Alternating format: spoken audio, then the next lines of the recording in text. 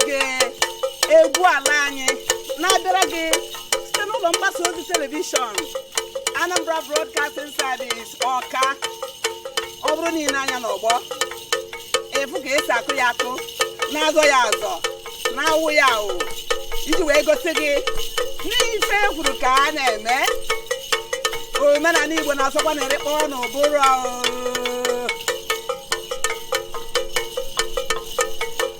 ị ga-asị kedụkwa ndị m gwatara n'ọgbọ, onwerekwa ndị ọzọ na-abụrụ ndị egwu ọdịnala Okwomma nke Community School Ọgbụ dị n'okpuru ọchịchị gọọmenti Orumba North na Anambra Steeti.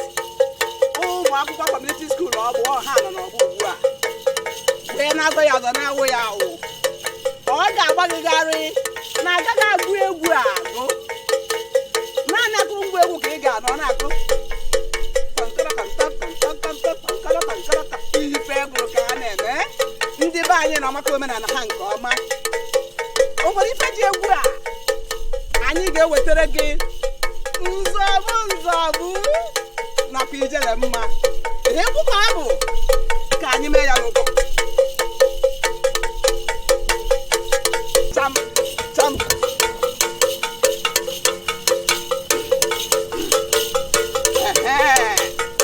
agụnyego m nke ọma.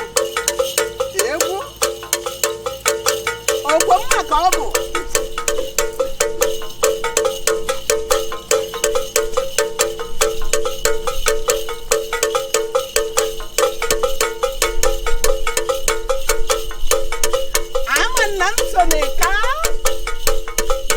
Omenala Igbo ọ na-atọrịkwa n'ụbụrụ. Ngwa sonyeziere ndị egwu a n'uju.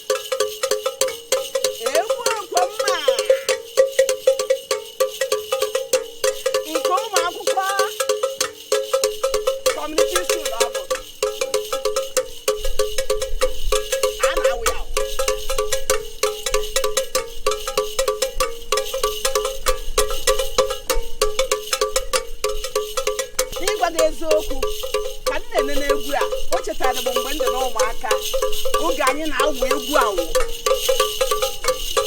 N'ihi nke a o kweghịzi m ojiji wee wụbata n'ọgbọ ka anyị zọọ ya azọ.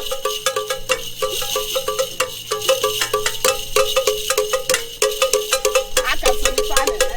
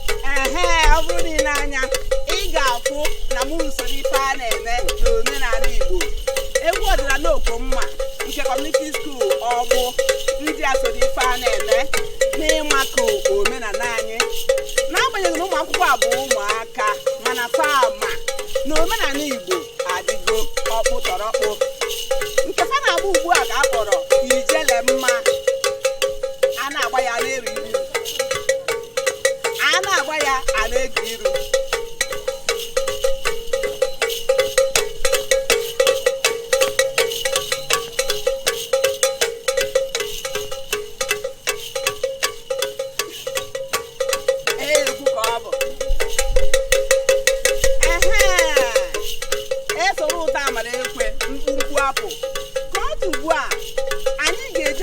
Ndị isi nke otu egwu a ajụjụ ọnụ ka anyị mata ka ọnọdụ egwu ha siri wee gbatakwuru ma ọ bụkwazị ndị na-akụ akụrụngwa nke egwu a ajụjụ ọnụ n'otu aka ka anyị zọpụ njem. Ọ dị nke mgbata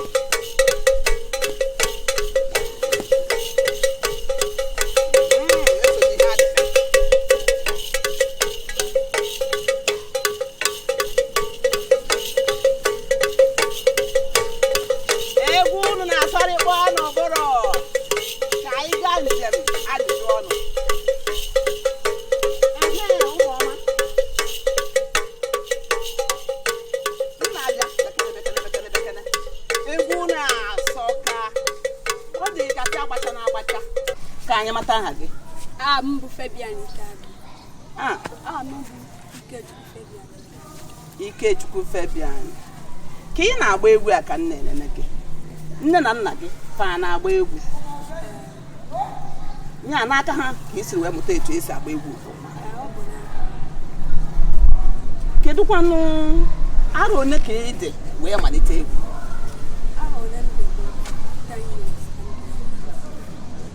Egwu Okwomma, kedu ndị m gosiri ụlọ egwu a?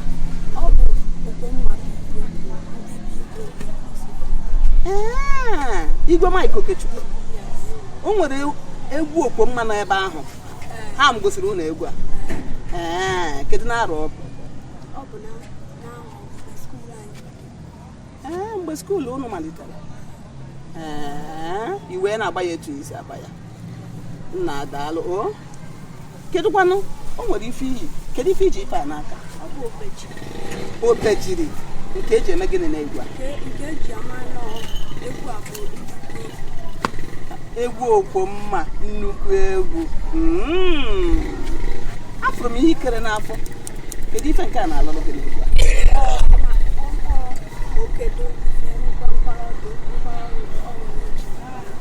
Kwụsị okwu ike ka o kedo akụrụngwa nke ịnya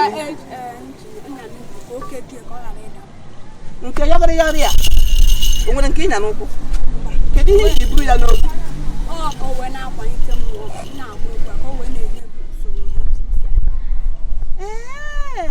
Akụrụngwa a ka bụ ya adị n'ụkwụ ọ dịzie n'obi iji wee kwalite gị ka ị na-agba egwu a. Ka ọ na-egwu a ka m fụ ka akụrụngwa si were akwalite ya na-egba egwu.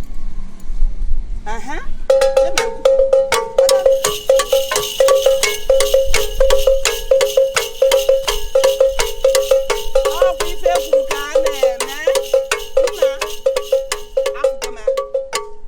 O nwere ife ndị Igbo tinyere n'ọnọdụ egwu na-enwere ife ọ na-alụ.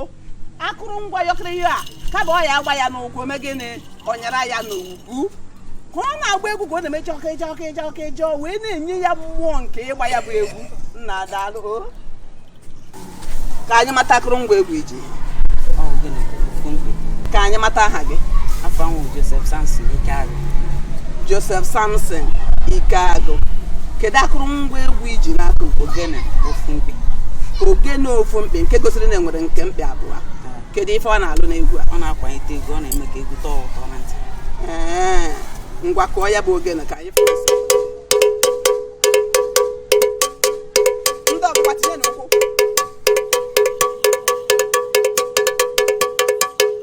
Ogene asụkwa n'ife a na-eme n'ịkwalite egwu. Ka ọ na-akụ ya ọ na-enye mmadụ ụkwụ o ji agba egwu. O nwere ife onye Igbo webatara n'egwu na-enweghị uru ọ bara. Nna daalụ bịaka n'ebe a. Kedu aha gị? Ị nọ n'afọ wee bido egwu Ipeka? Mana egwu na-atọ gị ntụfụ. Kedu akụrụngwa egwu nke ị na-akụ? Nke a bụ ogene mkpi na-abụ. Ogene mkpi na-abụ. Kedu ife ọ na-alụ n'egwu a?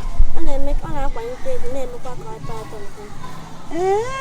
Ọ kwalite egwu o mee ka ọ tọọ ụtọ nke ukwuu. ngwa kọọ ya ka anyị fụ ka o si akwalite egwu a.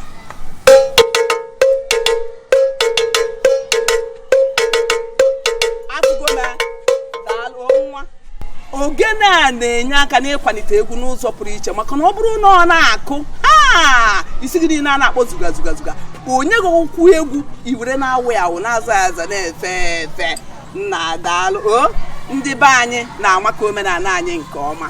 Kedụkwanụ nne na nna egwu a maka na ama m na ụdị egwu unu a agaghị adị na-enweghị ndị na-achịkọ ya nke ọma. Ngwa Igbo mmanụ nye na ya egwu mmanụ kachanụ mụọnụ mụọnụ ọgịnị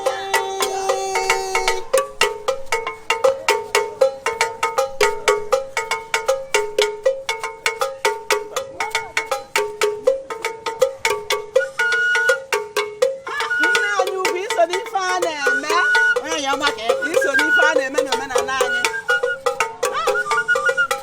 Ose awụrụ egwu a na-asọ apụọ n'egwu esoro ụtọ amara egbe mkpumkpu ga-apụkwa.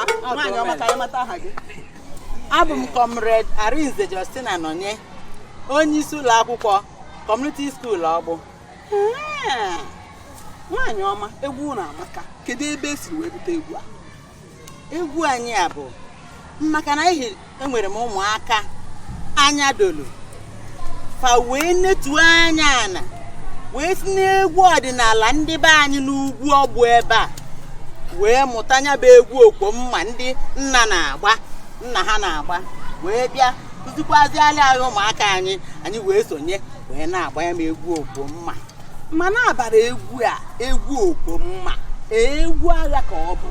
Ọ bụrụ egwu agha, egwu omenala n'obodo anyị abụ Ọgbụ, ugwu Ọgbụ. Ọ bụrụ egwu agha, ejiri ya eje agha. Kemgbe ụmụaka na-agba egwu a, onwego ndị unu zikwara egwu a?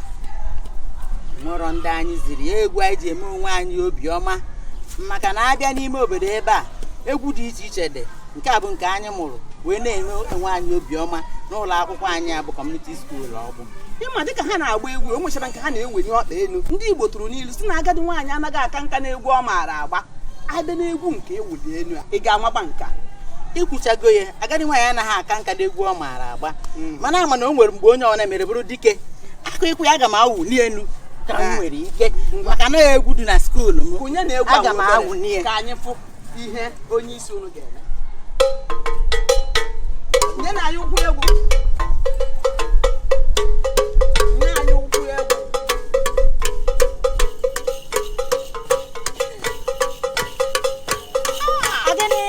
Ị na mma. Ịgbakalịkwa ụgbọ gị nwaanyị ọma daalụ. Daalụ. Nna anyị ukwu ka anyị mata aha gị. Aha m bụ Mr. Fabian Ikeakụ, Chairman PTS Community Primary School. Kedu ka ị siri wee hụta egwu okwomma ụmụ unu na-akpata ata? Egwu okwomma ụmụ m na-akpata ata ihe gbasara omenala na be anyị jiri na maka a na-ekwu mgbe niile na-asị na ahụ si nachi ya na omenala. So anyị wee sị ka anyị bie n'oge wee kụziere ụmụaka anyị omenala ahụ ka ha anaghị amụ nke oyibo a na-amụkwa nke omenala anyị ahụ. Ọhịa anyị wee sị ha ka ha si na nke a na-amụ bụrụ ihe egwu a bụ egwu dị na be anyị. Kedụkwanụ maka na ịkwalite asụsụ Igbo unu a na-akụzi nke a n'ụlọ akwụkwọ? A na-akụzikwa ha asụsụ anwa nke unu ajụ ha asụkwa Igbo dịka anyị si asụ ya. Ihe niile a ka a na-akụziri akụzikwere ha oyibo akụziere ha Igbo kụzikwere ha ụmụ kịrịkịrị ihe ndị Igbo na-eme wee bụrụ na a na-esonye n'ihe a na-eme. Dịka onye nhazi nke egwu a asị gị zọpụ ụkwụ n'ala a na-ekwu ka anyị ekwure ngwanye na anyị egwu ka nna anyị gbara anyị egwu kụpụrụ anyị egwu.